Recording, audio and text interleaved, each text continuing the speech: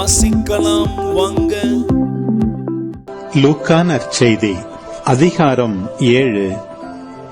இயேசு இவற்றை எல்லா மக்களுக்கும் சொல்லி முடித்த பின்பு கப்பர்நாகுமுக்கு சென்றார்.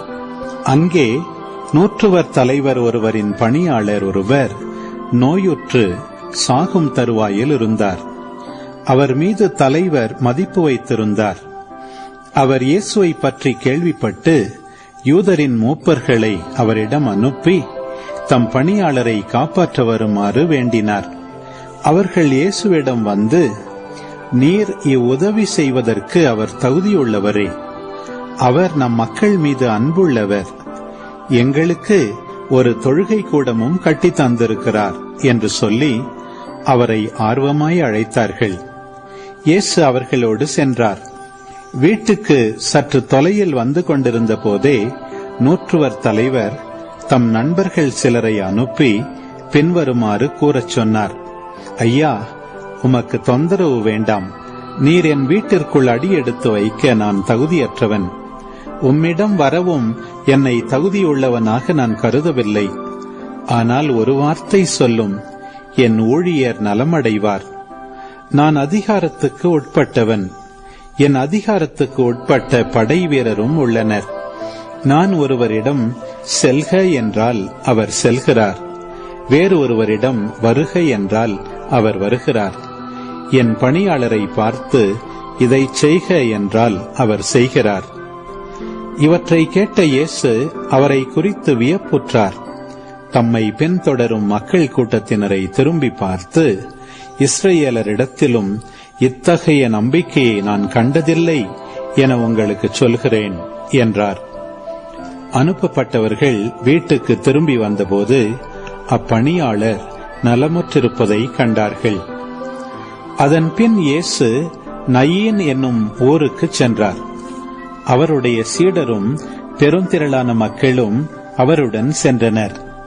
அவர் அவ்வூர் வாயிலை நெருங்கி வந்தபோது இறந்த ஒருவரை சிலர் தூக்கி வந்தனர். தாய்க்கு அவர் ஒரே மகன். அத்தாயோ கைம்பெண். அவ்வூரைச் சேர்ந்த பெருந்திரளான மக்களும் அவரோடு இருந்தனர். அவரை கண்ட ஆண்டவர் அவர் மீது பரிவு கொண்டு, அழாதீர் என்றார்.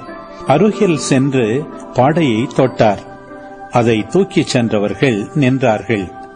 அப்பொழுது அவர், இளைஞனே, நான் உனக்கு சொல்கிறேன், எழுந்திடு என்றார். இறந்தவர் எழுந்து உட்கார்ந்து பேசத் தொடங்கினார். இயேசு அவரை அவர் தாயிடம் ஒப்படைத்தார். அனைவரும் அச்சமுற்று, நம்மிடையே பெரிய இறைவாக்கினர் ஒருவர் தோன்றியிருக்கிறார், கடவுள் தம் மக்களை தேடி வந்திருக்கிறார் என்று சொல்லி கடவுளை போற்றி புகழ்ந்தனர். அவரை பற்றிய இந்த செய்தி யூதேயா நாடு முழுவதிலும் சுற்றியுள்ள பகுதிகளிலும் பரவியது. யோவானுடைய சீடர் இவற்றையெல்லாம் அவருக்கு அறிவித்தனர். யோவான் தம் சீடருள் இருவரை வரவழைத்து, வரவிருப்பவர் நீர்தாமா அல்லது வேறொருவரை எதிர்பார்க்க வேண்டுமா என கேட்க ஆண்டவரிடம் அனுப்பினர்.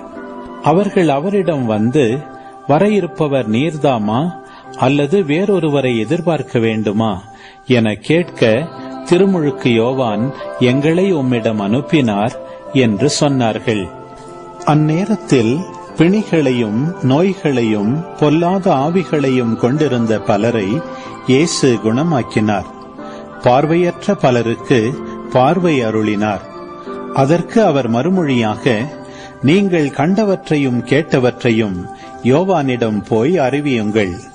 பார்வையற்றோர் பார்வை பெறுகின்றனர், கால் ஊனமுற்றோர் நடக்கின்றனர், தொழுநோயாளர் நலமடைகின்றனர், காது கேளாதோர் கேட்கின்றனர், இறந்தோர் உயிருடன் எழுப்பப்படுகின்றனர், ஏழைகளுக்கு நற்செய்தி அறிவிக்கப்படுகின்றது. என்னை தயக்கமின்றி ஏற்றுக்கொள்வோர் பேறு பெற்றோர் என்றார்.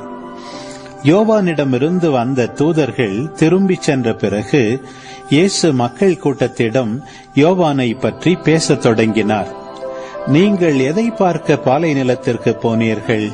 காற்றினால் அசையும் நாணலையா? இல்லையேல் யாரை பார்க்க போனீர்கள்? மெல்லிய ஆடை அணிந்த ஒரு மனிதரையா? பளிச்சிடும் ஆடை அணிந்து செல்வச் செழிப்பில் வாழ்வோர் அரச மாளிகைகளில் அல்லவா இருக்கின்றனர். பின்னர் யாரைத்தான் பார்க்க போனீர்கள்? இறைவாக்கினரையா? ஆம், இறைவாக்கினரை விட மேலானவரையே என நான் உங்களுக்கு சொல்கிறேன். இதோ என் தூதனை உமக்கு முன் அனுப்புகிறேன், அவர் உமக்கு முன் உமது வழியை ஆயத்தம் செய்வார் என இவரை பற்றித்தான் மறைநூலில் எழுதப்பட்டுள்ளது.